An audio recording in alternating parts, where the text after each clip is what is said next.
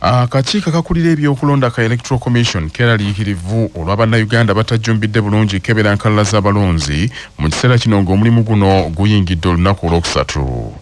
Akakiiko k'ebyokulonda kassaawo okukebera enkalala z'abalonzi okuva ng'ennaku z'omwezi 25 omwezi guno okutuuka nga 15 omwezi ogujja ogwokutaano ng'omulimu guno gukolebwa mu bifo byonna ebironderwamu okwetooloola eggwanga lyonna.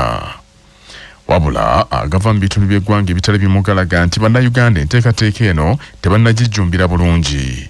Omwogezi w'akakiiko k'ebyokulonda Julius Muchunguzi mu kwogerako ne Kyabassa enkyaleero asabye bannayuganda okuvaamu obugayaavu n'okwagala okwettaniranga enteekateeka nga zino ku ssaawa envannyuma.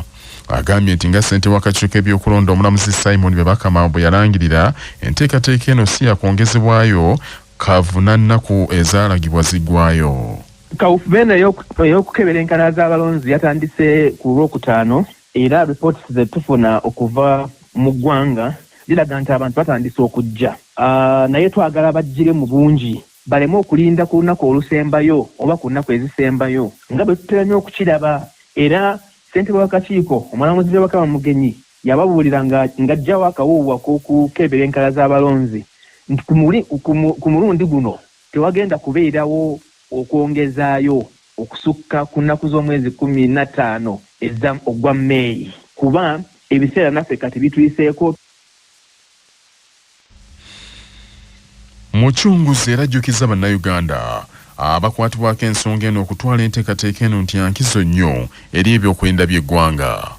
Nga bwe twawaddeyo okuva olunaku olwokutaano okutuuka olunaku 15 Meeyi guno omwaka. Era tubakunga abali abawumuze abatandise okuwumula abaana b'amasomero bakozese omukisa guno mu luwumuze luno mu holiday eno bagende ku polling station zaabwe bakebere amannya gaabwe bakebere ebiriko abafu babaloopeyo tubajjemu tulyoke tufune register entuufu etaliimu bafu etaliimu bifu etaliimu bataweza myaka etaliimu bantu batabeera mu kitundu oba batisibwa mu kitundu ekyo. Kaakano mu bitundu by'eggwanga ebyenjawulo kizuuliddwa nti bannayuganda omulimu guno tebagujjumbidde ng'abantu beekwasa nti akakiiko k'ebyokulonda tekakoze bulungi mulimu gwako ogw'okubalaalika n'okubakunga. Ssentebe wa disitulikiti y'e Kasanda Kasirye Zimula kinogaanyiza nti waaba okutwaliramu abantu tebannajjumbira bulungi ssonga era mu bitundu ebimu enkalala zibadde tezinnatuusibwayo. Mu kaseera kano ripooti zifuna ntono enkyamu n'abakwate ebitundu ebimu osinkana nga tebannatimba ate nga bw'obudde bulaalinga. Tulinawo keesezi nnyingi eza abantu abatali ku nkalala ate nga previously baaliko naye nazo zifowadinga ewalitaninga ofisa ate bikyateeka okukola amangu n'ebifo ebitaliimu nkalala z'abalonzi zituuke mangu kubanga tulowooza ti kuno balangayo obudde naye bali bakikola bulijjo. Abantu bajumbidde n'akatono. Pakikola y'abantu bafuwa emanyiddwa bakola ku budde busembayo. Abaana beeyogeddeko nabo abalina enkalala agamba nti olunaku lulamba ez'okufunayo abantu 4-5. Ye ssentebe wa divisioni y'e Masajja munisipaali ya Ssaabagabo Makindi Kinyaga anenyezanya akakiiko k'ebyokulonda nti kakoze mulimu gumala okunga abalonzi okukebera enkalala. Mu ngeri emu Kiyaga agambye nti era akakiiko kano tekaabatuukirira ng'abakulembeze ba gavumenti ez'ebitundu okukakwatirako ku ddimu lino. Okutwaliza wamu mu divisioni y'e Masajja okukebera enkalala abantu bannaba kujjumbira. Ekisooka amawulire tegannaba kutuuka mu bantu. Entambuza y'amawulire abantu bajje bakebera enkalala eri wansi nnyo. Era osanga abantu batono nnyo abagenza okukebera enkalala zaabwe kakasa nti baakomyewo n'okumanya ebifo ebituufu bagenda okulaba nti balondera obululu bwabwe. So amawulire gali wansi nnyo era okumanyisibwa kw'abantu Electoral Commission tekoze kimala. Omanyi kati ffe tugezaako nga tuyita mu masinzizo tuyita mu bifo eby'olukale ogezaako naye omulimu ogwo naffe ffennyini Electoral Commission tetutegeeza mu butongole oba neisaba tubeeko tugikwatira kubanga bino byonna byolaba okumubilizinga abantu kitegeeza ssente. So singa tutegeeza mu butongole tulaba ki ffe ng'abakulembeze b'ebitundu kiki tusobola okuyambako abantu baffe. Ogambe nti abantu b'eggangu ngenda kuyisamu ekimotoka kibakunge, abantu b'e Namasuba, abantu b'ekibira, abantu b'e Busaabala ndabe nga bajja bajjumbira okulonda oba Bunnamwayo oba Ndejje. So kizibu kiva ku electoral commission kuba nti emirimu egikolera wansi wa ntebe ebiseera ebimu. Obwakabaka bwa Buganda bwakuwanirira ebibiina by'obwegassi ebitandikiddwawo mu masaza 18 ebya CBS Peosa okujja abantu b'omutanda mu bwavu. Minisita wa Buganda w'ebyobulimi obulunzi n'ebibiina by'obwegassi ow'ekitiibwa Hajji Amis Kakomo asuubiza nti obwakabaka bwakwongera amaanyi mu kusomesa bammemba b'ebibiina by'obwegassi ebyo. Oweekitiibwa Kakomo asinzidde mu ttabamiruka owakabula CBS Peosa Sacco omulundi ogwokubiri kwe kukinoganya nti okutwaliramu wabaddewo okugenda mu maaso. Tambudde nga kyeyongera mu maaso. Beeyongeddeko ku magoba ge bakola, beeyongeddeko ku shares abantu ze baguze, beeyongeddeko ku deposits sente ze baterese, ate beeyongeddeko ne ku migabo. Balina okweyongerako okulinnya mu byonna bye njogeddeko. Ekyo tukirimu nga tutuukiriza ekiragiro kya Ssaabasajja Kabaka kye yatugamba nti obwegassi bulina okuddamu butebenkere bunywere. Yatuga nti abatalina mu bwegassi mu babuyingize ku nteekateeka yaabwe nga bagoberedde structure ebintu nga birina okutambula okusinza ku nnambika y'obwegassi mu Bwakabaka ate era ne amateeka gamba okugobererwa. Ku mukolo ogwo omwami wa Kabaka ow'essaza Kabula Lumaama David Lulimbazi Kiyingi agambye nti omuwendo gwa mmemba n'ebibiina by'obwegassi gweyongedde mu bbanga ery'omwaka ogumu, ne yeebaza Katikkiro Charles Tamayiga okubaggulirawo ssaka eyo. Ebintu byonna ebiraga okukulaakulana tubituuseeko era nga lipooti zaffe ziraga nti tukubisizza kumpi mirundi 3 mu ekyo kye twali tusuubira. Naye kisinza okuleeta ebyo byonna kisinziira ku Oweekitiibwa Katikkiro bwe yajja e Kabula n'atuggulirawo Kabula CBS Peosa Sacco. Omubaka omukyalo wa disitulikiti eryantonde Kemirembe Pauline Chaka nga naye mmemba yeeyanzizza nnyo Maasomogi olw'okutandikawo enkola ya CBS Peosa gy'agambye nti eganyudde abantu bangi.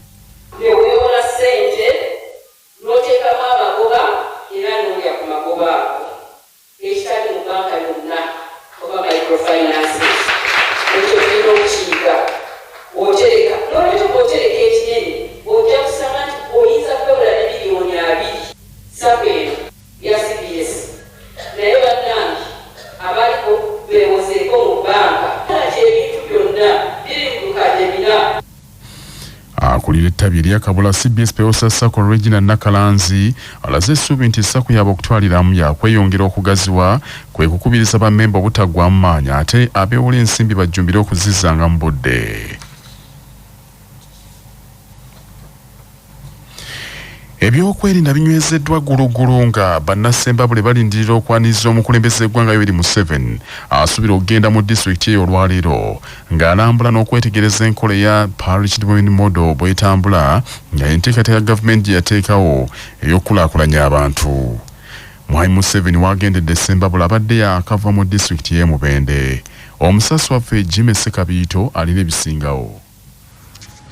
President Yoweri Kaguta Tibuhaburwa Museveni awamu ne mukyala we atenga ye minister ow'ebyenjigiriza n'emizannyo Janet Kataha Museveni basuubirwa okubeera wano mu kibuga ky'Essembabule okuggulawo mu butongole ekkanisa ya All Saints Sembabule. Ekkanisa eno yazimbiddwa ku nsimbi ezisoba mu buwumbi obusatu. Eyali minister ow'ensonga ez'ebunayira era yaliko president w'ekibiina ky'amawanga amagatte Ssaalongo Sam Kahamba Kuteesa ng'ono ayambibwako banywanyiwe aba kampuni eya Tororo Cement nga bano baali bamwebaza olw'okuyimirirawo nabo n'abayamba bwe baali bagula kampuni eno ku gavumenti.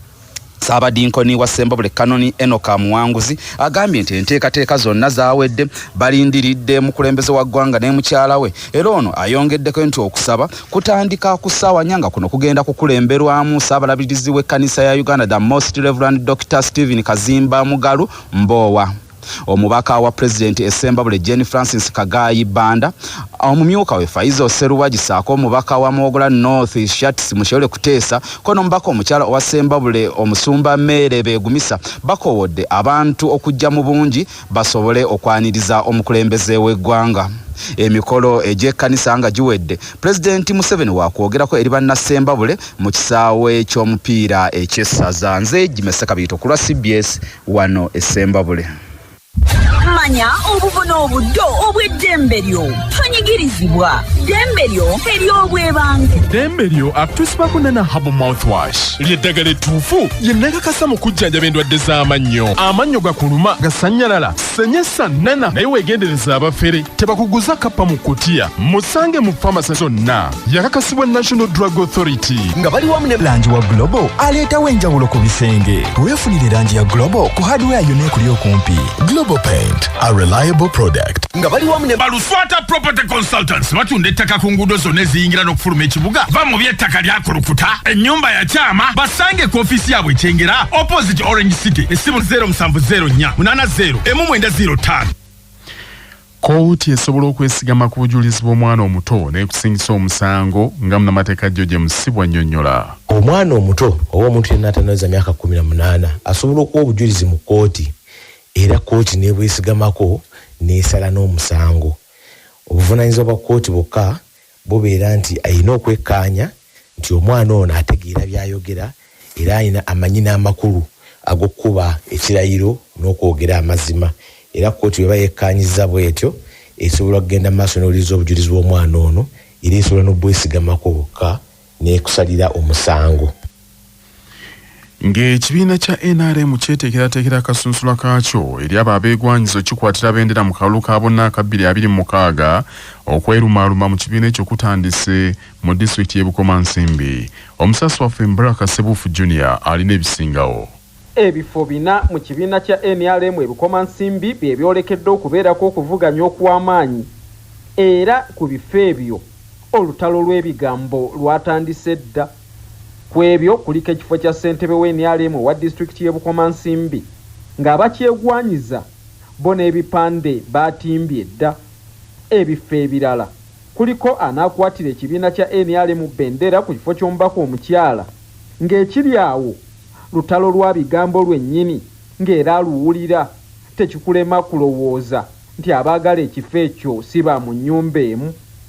Ye Nalujja Aisha nga y'omu ku abo abavuganya tiketi y'NRM ku kifo ky'omubaka omukyala ayise n'ab'amawulire n'abategeeza nti ebyogerwa nti yavudde mu lwokaano si bituufu era waakwetaba mu kasunsula k'ekibiina ekyo.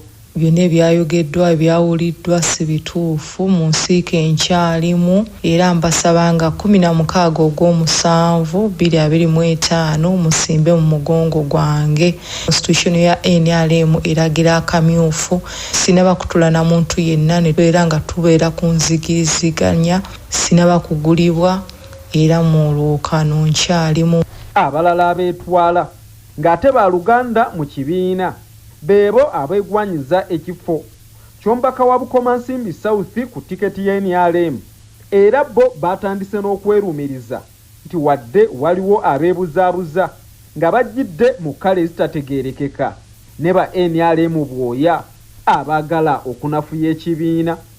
N'ekifo kya ssentebe wa disitulikiti y'e Bukomansimbi abe NRM bakyagala era abeegwanyiza tiketi yaakyo nabo beesowoddeyo dda nga ku budde buno tebava ku mikolo nga beeyogerera n'amafuukuule anti buli omu tiketi agyagala.